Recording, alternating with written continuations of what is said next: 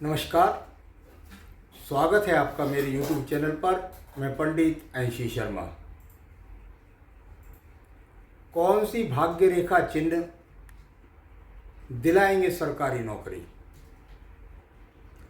हर व्यक्ति के अंदर ये इच्छा होती है कि मैं एक सम्मान सा, एक अच्छा सरकारी पद प्राप्त करूं, जो मेरे जीवन में और मेरे सम्मान के अंदर बढ़ोतरी करे।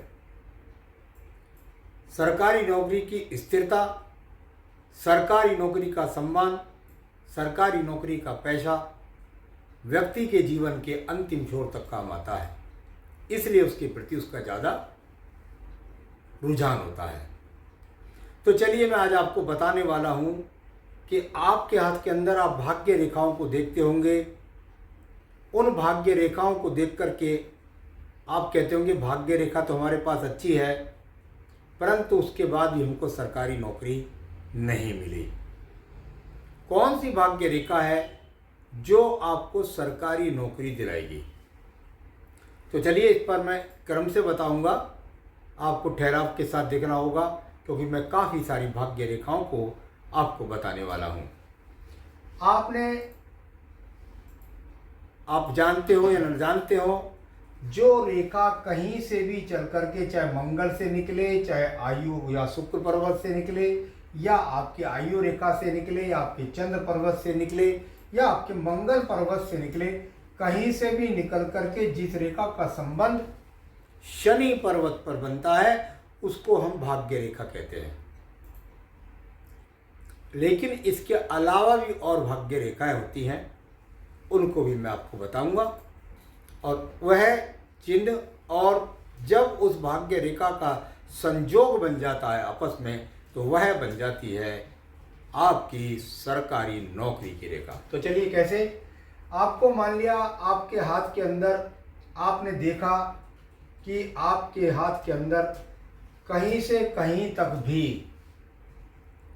कोई भाग्य रेखा ही नहीं है। तो मैंने कहा जो शनि पर्वत को पहुंचे वो रेखा भाग्य रेखा।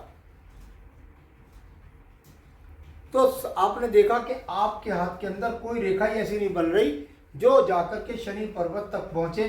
तो क्या आपको सरकारी नौकरी नहीं मिलेगी? डरने की कोई आवश्यकता नहीं है। यदि ये प्रमाण आपके पास है तो सरकारी नौकरी आपको मिलेगी। कौन सा प्रमाण?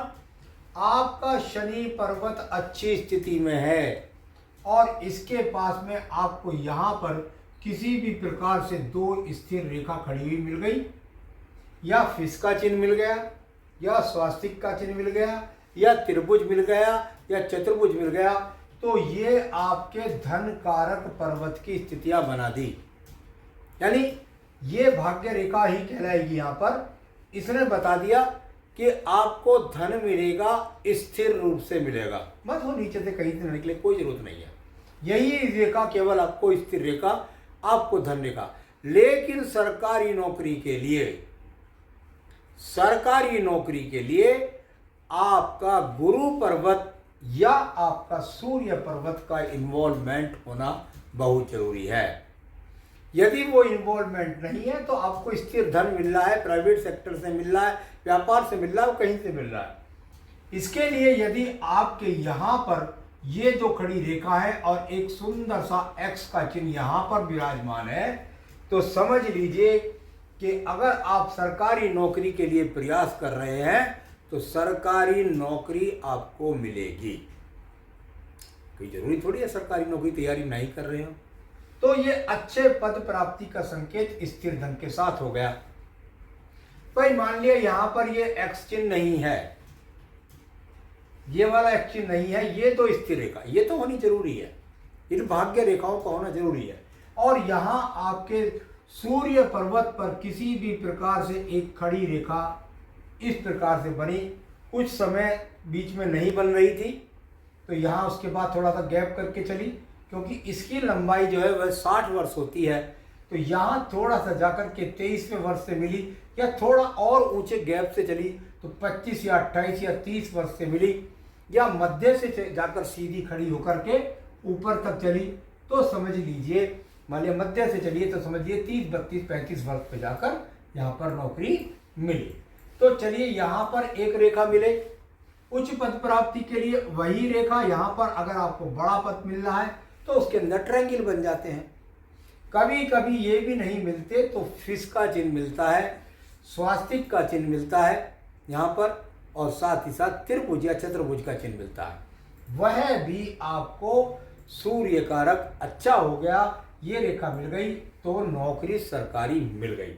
मान लिया ऐसा नहीं है कि आपके पास ये चिन्ह भी नहीं है, आपके पास ये चिन्ह भी नहीं है, चलिए ये चिन्ह भी नहीं है आपके पास में, और ये यहाँ पर ये चिन्ह भी इधर अभी थोड़ी देर के लिए आप अस्त कर देते हैं। आप तो मोटे रूप से जानते हैं कि भाई भाग्य रेखा जो होती है वो भाग्य रेखा होती है, और वो कहीं ना कहीं आयु रेखा से या आयु रेखा के पक्ष से निकलती नजर आती है। मान लिया ये यहाँ से निकली और जा करके इसने शनि पर्वत से संबंध बना दिया।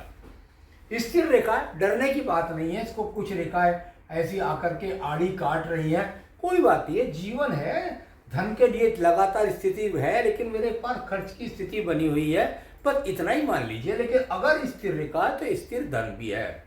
इसके साथ और खड़ी रेखा भी साथ में हो गई और स्थिर धन हो गया।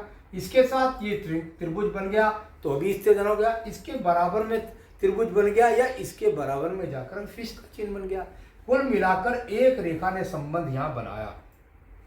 ये रेखा आपके पास यहाँ थी, इस रेखा के कारण स्थिर धन मैंने आपको बोल दिया। इसके साथ में मैंने बोला कि एक्स का चिन्ह, जैसे मैंने पहले बताया, एक्स है, त्रिभुज है, चतुर्भुज है, स्वास्तिक है, तो ये आपको सरकारी नौकरी यहाँ पर दिला देगा। तो ये रेखा मान लिया इस प्रकार से है, या सूर्य रेखा यहाँ पर है, ये इस प्रकार से जैसे मैंने अभी बताया आपको, तो ये ना हो तो ये ना हो तो ये, कुल मिलाकर के आपको ये दिला देगी। इसमें यहाँ पर यदि आपके पास 3 या 4 स्थिर रेखाएं हैं बुध पर्वत पर, तो ये रेखाएं ऐसे व्यक्ति को अकाउंट से संबंधित जॉब दिलाती है। इसको थोड़ा सा मैंने इसमें ये भी लगा दिया है। यहाँ मंगल शनि से कोई रेखा जाकर के और यहाँ शनि पर्वत तक पहुंच रही है, तो इंजीनियरिंग के द्वारा, टेक्निकल क्षेत्रों के द्वारा, पुलिस के द्वारा, मिलिट्री के द्वारा ये व्यक्ति नौकरी प्राप्त करते हैं। तो चलिए एक रेखा मैंने आपको ये इस प्रकार से बताई। अब आपके पास में भाई यहाँ पर आपको जो मैंने रेखा दिखलाई है, ये रेखा कोई नहीं मिली आपको भाग्य रेखा। तो चलिए यहाँ पर ये भाग्य रेखा नहीं है आपके पास में। एक और भाग्य रेखा बताता हूँ, ये बड़ी आश्चर्य की बात आपको लगेगी। और वो भाग्य रेखा आपके जीवन के अंदर होती है। आपको यहाँ पर रेखा टूटी टूटी है, होने दीजिए, कोई बात नहीं है। अभी 2 कारण मैंने आपको बताए। आपकी भाग्य रेखा ही जाकर के और वो सूर्य पर्वत को पहुंचती है, इधर से भी नहीं। इसमें भाग्य रेखा जाकर यहां पहुंची सूर्य पर्वत को। मैंने सूर्य कारक बताया नौकरी का। एक अच्छी नौकरी प्राप्त होगी, सरकारी भी प्राप्त हो सकती है। सरकारी के लिए नियम लग रहा है, लगेगा भाई यहां त्रिभुज आए, एक्स आए, चतुर्भुज आए, स्वास्तिक का चिन्ह है, नियम लगेगा। लेकिन अगर सरकारी नौकरी नहीं है और ये रेखा भी अगर जा रही है, तो ये रेखा भी भाग्य रेखा ही है। यानी इस रेखा को भी आप ऐसे समझिए कि मैं उदाहरण देता हूं बार बार करके कि भाई 2 राज्य हैं, हरियाणा है आपका, साथ ही साथ पंजाब है, लेकिन दोनों की राजधानी चंडीगढ़। तो ये इस प्रकार से ही आप समझिए, भाई यहां ना होकर के ये यहां हो गई।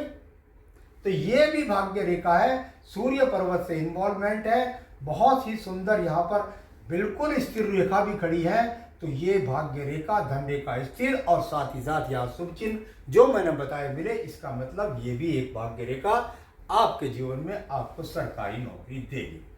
चलिए भाई, आपके पास में ये भी रेखा नहीं मिली। एक व्यक्ति की मैं रेखा दिख रहा था, वो आर्ट के टीचर थे, तो उनसे जब मेरी बात हुई और उनको मैं जब देख रहा था, उनके पास में यहां से निकल करके इस प्रकार से रेखा थी।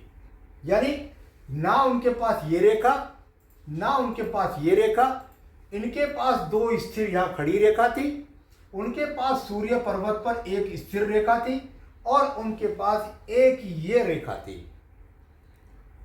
साथ ही साथ उनका चंद्र पर्वत बड़ा ही उज्जवल तरीके से उठा हुआ था, उस पर कोई कीड़ा काटी कोई माइनस रेखा, बुरे चिन्ह कोई नहीं थे। आर्ट के टीचर थे। बुद्ध बताया मैंने आपको, बुद्ध कैसा होता है, वाणिज्य का कारक होता है, ज्ञान का कारक होता है, गणित का कारक होता है। लेकिन उनका चंद्र पर्वत का अच्छा इन्वॉल्वमेंट, उनकी बुद्धि रेखा का संबंध चंद्र पर्वत से, इसने बता दिया कि बुद्धि रेखा ने चंद्र पर्वत का इन्वॉल्वमेंट लेकर के और ये भाग्य रेखा जोड़ करके और ये खड़ी रेखा थी, उनके यहाँ पर ये एक्स नहीं था, तो ये वो रेखा बनी जिसके कारण उनको जो वो टीचर बने सरकारी, वो सरकारी बने वो आर्ट के टीचर। तो चलिए उनका चंद्र पर्वत से इन्वॉल्वमेंट आ गया। तो 1 2 3 4 क्रम मैंने बताए, 5वां क्रम आपको मंगल से बताया।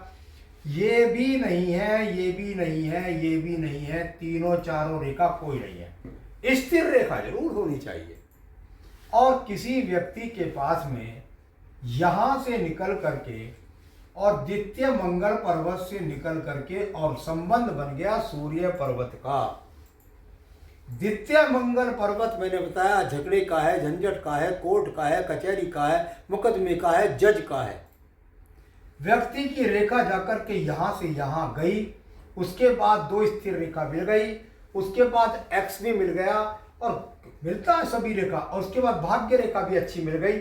अब ये रेखा, भाग्य रेखा अच्छा, सूर्य पर्वत अच्छा, इन्वॉल्वमेंट अच्छा, अच्छे जज थे या अच्छे सरकारी वकील थे या मिलिट्री में बड़े अधिकारी थे। तो कुल मिलाकर के मैंने आपको बताया कि भाई कितने प्रकार की भाग्य रेखा आपके पास है। एक भाग्य रेखा ये है, एक भाग्य रेखा मैंने बताया ये है आपके पास, एक भाग्य रेखा मैंने बताया ये है आपके पास में, और यहाँ पर मैंने चंद्र पर्वत से संबंध भी बताया, साथ ही साथ ये एक्स का चिन्ह बताया।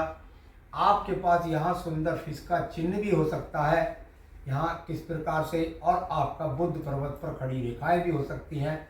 ये सब के सब चित्र एक ही हाथ के अंदर पाए जा सकते हैं। तो कितने प्रकार की भाग्य रेखा आपके पास किस चिन्ह के साथ मिलकर दिलाती है सरकारी नौकरी, ये बताया। इसके लिए सेकंड पर्वत सूर्य का ये भी जरूर देख लें। यदि इस पर रेखा ज्यादा माइनस आती है तो सरकारी नौकरियों में बाधा मिलती है। अगर यहाँ भी खड़ी रेखा आपको प्राप्त हो रही है तो निश्चित रूप से ये सरकार के सहयोग का संकेत होती है। तो आज मैंने आपको बताया कि आप अपनी भाग्य रेखा चिन्हों के द्वारा किस प्रकार जान सकते हैं कि आपको मिलेगी सरकारी नौकरी। आगे भी अन्य विषयों को लेकर आपको अवगत कराता रहता हूँ। मेरे साथ जुड़े रहिए। तब तक के लिए नमस्कार।